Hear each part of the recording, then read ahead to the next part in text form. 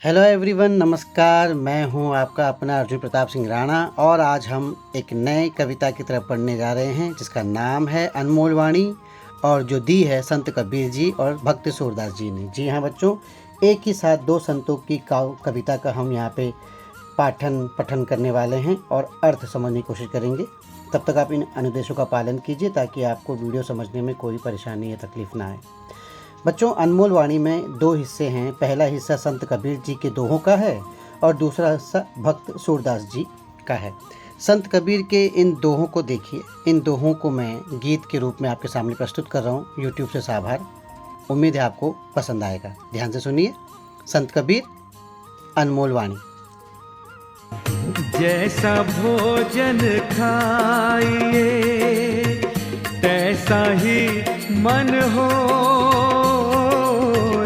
जैसा भोजन खाइए तैसा ही मन हो, जैसा पानी पीजिए तैसी बानी हो कबीरा, तैसी बानी हो।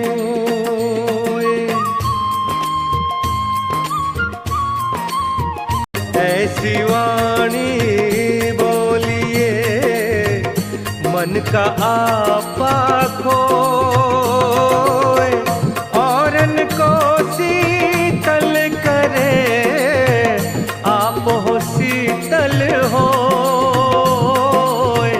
आप हो शीतल हो। बुरा जो देखन में चला बुरा ना मिले को, जो मन देखा अपना मुझसे बुरा न कोई कबीरा। जी बच्चों, कैसा लगा आपको?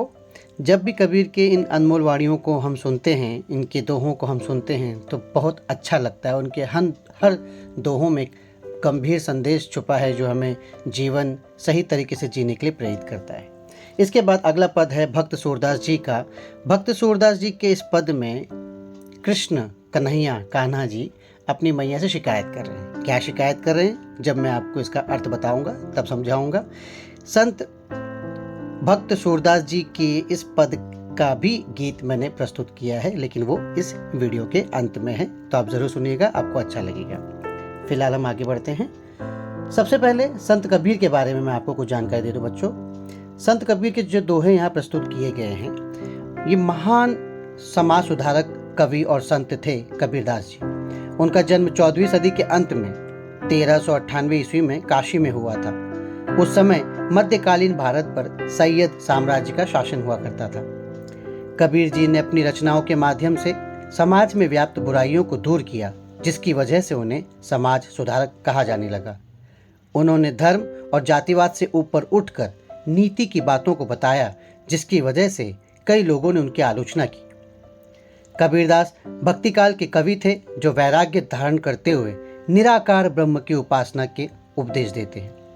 कबीरदास का समय रहीम और सूरदास के समय से पहले का माना जाता है, पहले का है। इनकी माँ का नाम नीमा था और पिताजी का नाम नीरू। हालांकि ये सब किंवदंती है बच्चों, मतलब असलियत के बारे में कोई जानकारी नहीं है। इनकी प्रमुख रचनाएं साखी, सबद और अमेनी हैं। इनका निधन 1518 ईस्वी में मगहर उत्तर प्रदेश में माना जाता है। हालांकि इस पर भी विवाद है। एक महत्वपूर्ण बात आपको बता दूं बच्चों, कबीरदास के जो दोहे हम यहाँ पढ़ रहे हैं ना, हमको इनसे बहुत ज्ञान मिलता है, लेकिन आपको जानकर हैरानी होगी कि कबीरदास जी अनपढ़ थे। जो कुछ उन्होंने सीखा वो अपने अनुभव से इन दोहों में प्रस्तुत किया। सद्गुरु रामानंद की कृपा से उन्हें आत्मज्ञान और प्रभु भक्ति का वास्तविक अर्थ समझ में आया। तो ऐसे थे हमारे संत कबीर जी। तो आइए हम इनके बारे में जानकारी प्राप्त करते हैं। अभी अभी हमने इनका गीत सुना दोहों का। जैसा भोजन पाइए खाइए तैसा ही मन होए, जैसा पानी पीजिए तैसी बानी होए। बच्चों, कठिन अर्थ की ज़रूरत ही नहीं, यहाँ पर इतना सरल है। हम सब जानते हैं कि भोजन हम सभी की ज़िंदगी में महत्वपूर्ण है। भोजन का सेवन करने से हमें कार्य करने की क्षमता मिलती है।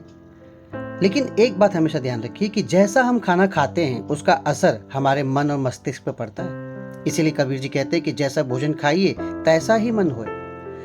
भोजन को सनातन धर्म में भगवान के समान माना जाता है। शास्त्रों के मुताबिक अन्न को ब्रह्म ईश्वर के रूप में माना जाता है। जैसा हम भोजन का सेवन करते हैं उसका प्रभाव हमारे चरित्र पर पड़ता है। पहले लोग शुद्ध भोजन का सेवन करते थे, तब मिलावट नहीं होती थी, प्रदूषण ज्यादा नहीं था, फसलों के पैदावार के लिए रासायनिक कीटनाशक दवाइयों का उपयोग नहीं किया जाता था। तब के ज़माने में इसीलिए लोग अधिक बीमार नहीं पड़ते थे। लेकिन आज भोजन इतना शुद्ध नहीं है, खाद्य सामग्री शुद्ध नहीं है, कीटनाशकों का प्रयोग, केमिकल्स का प्रयोग किया जाता है। इसीलिए अशुद्ध भोजन ग्रहण करने से मनुष्य के शरीर और मानसिक सेहत पर भी असर पड़ता है। जैसा पानी पीजिए तैसी बानी होए। जिस तरह का पानी हम पीते हैं उसी तरह की भाषा हम बोलते हैं। मनुष्य ने अन्न को किसी तरह से प्राप्त किया यह जानना ज़रूरी है। किस तरह से जो अन्न हम खाते हैं वो किस प्रकार घर में आया, किस माध्यम से आया, उसका ध्यान रखना ज़रूरी है। कुछ लोग परिश्रम करके अन्न कमाते हैं, कुछ लोग गलत और धोखे की राह पर चलकर कमाई करते हैं, कुछ चोरी और लूटपाट करके अन्न प्राप्त करते हैं। अगर सही मार्ग को अपना कर लोग अन्न लाते हैं तो उसका सकारात्मक प्रभाव लोगों पर पड़ता है। लेकिन कोई गलत मार्ग को अपनाकर अन्न लाता है तो निश्चित तौर पर उसका बुरा प्रभाव पड़ता है। ईमानदारी, सच्चाई, परिश्रम जैसे गुणों को अपनाकर लोग चैन की नींद सोते हैं। आप ये भी जानते हैं बच्चों कि बाजारों में बनाया गया भोजन केवल धन अर्जन के उद्देश्य से बनाया जाता है। बाजार में बनाया गया भोजन का मकसद आपको खिलाकर संतुष्ट करने से ज़्यादा कमाना होता है, इसलिए वो पौष्टिक नहीं होता, जिसे हम जंक फूड कहते हैं। लेकिन वहीं माता के हाथ का बनाया गया भोजन बहुत अधिक स्वादिष्ट और पौष्टिक होता है, क्योंकि माता पूर्ण स्वस्थ मनोयोग के साथ अपने परिवार, अपने बच्चों के लिए भोजन बनाती है और उनकी खुशी में ही अपनी खुशी समझती है। इसलिए हमें शुद्ध सात्विक भोजन करना चाहिए। भोजन करते समय और भोजन बनाते समय हमें बुरे विचारों को दूर रखना चाहिए। ठीक है बच्चों, अगला पद है, ऐसी बानी बोलिए मन का आपा खोए, औरन को शीतल करे आपहु शीतल होए। ऐसी बानी बोलिए। बानी मतलब बोल, भाषा। अब बच्चों हम जिस तरह की भाषा का प्रयोग करते हैं तो उसमें कई बार अहंकार दिखाई देता है, मैं की भावना बहुत ज़्यादा होती है। लेकिन हमें जब भी बात करनी चाहिए तो ऐसी बानी बोलकर जिसमें अहंकार न हो। अहंकार का त्याग कर कर दूसरों से ऐसी मधुर और विनम्र वाणी में बात करनी चाहिए जिससे सुनने वाले को भी प्रसन्नता हो। मन का आपा खोए, आपा यानी अहंकार, मन के अहंकार को खोकर, त्याग कर अच्छी भाषा में बात करें, क्योंकि इसी से औरन को शीतल करे आपो शीतल होए। जब आप अच्छी बात करते हो, मीठी बात करते हो तो सुनने वाले को प्रसन्नता होती है, औरन यानी दूसरों को, उनके मन को शीतलता पहुंचती है। और साथ ही आपो शीतल होए, आपो यानी खुद, हम भी खुश होते हैं, हमको भी अच्छा लगता है। मीठी बोली दूसरों को तो सुख पहुंचाती है, इससे स्वयं को भी आनंद होता है। आप देखिए बच्चों, हमारे जीवन व्यवहार में हम कई लोगों को अच्छा मानते हैं, कई लोगों को बुरा मानते हैं। हम कई बार कहते हैं कि देखो कितना एटीट्यूड है, किस तरीके से बात करता है, कितना घमंडी है। ये घमंडी है, एटीट्यूड है क्यों कहा हमने? क्या उसने हमारे साथ कुछ बुरा किया था? नहीं, असल में उसके बोलने के ढंग, उसके व्यवहार से हमें उसकी अच्छाई बुराई पता चलती है। जो अच्छे तरीके से बात नहीं करता, जो सही शब्दों का प्रयोग नहीं करता, कड़वे वचन बोलता है, उसके पास कोई जाना नहीं चाहता, उससे लोग दूर रहते हैं। लेकिन वही बात कोई अच्छे शब्दों में अच्छी तरह से हमें समझाता है तो हमें समझ में आता है और हमें अच्छा लगता है। एक ही विद्यालय में कई शिक्षक शिक्षिकाएं पढ़ाते हैं, लेकिन कुछ शिक्षक आपको पसंद आते हैं, शिक्षिकाएं पसंद आते हैं, कुछ शिक्षक शिक्षिकाओं को आप पसंद नहीं करते। इसलिए नहीं कि वो शिक्षक आपसे अतिरिक्त प्रेम करता है या आपको कुछ मदद करता है, बल्कि इसलिए क्योंकि वो अच्छी तरह से पढ़ाता है, यानी उसकी भाषा आपको समझ में आती है और अच्छा लगता है ना। इसके बाद आगे बढ़ते हैं तीसरे दोहे में, अंतिम दोहे में, बुरा जो देखन मैं चला, बुरा न मिलिया कोई, जो दिल खोजा आप ना, मुझसे बुरा ना कोई। बच्चों कितनी महत्वपूर्ण बात यहाँ पे बोली है कि कबीर जी कहते हैं कि मैं पूरा जीवन दूसरों के अवगुण देखने में लगा रहा, हमेशा मैं दूसरों में बुराइयां खोजता रहा, इसलिए मैं बुराइयां खोजते खोजते बुरा देखने के लिए गया। बुरा न मिलिया कोई, लेकिन जो दिल खोजा अपना।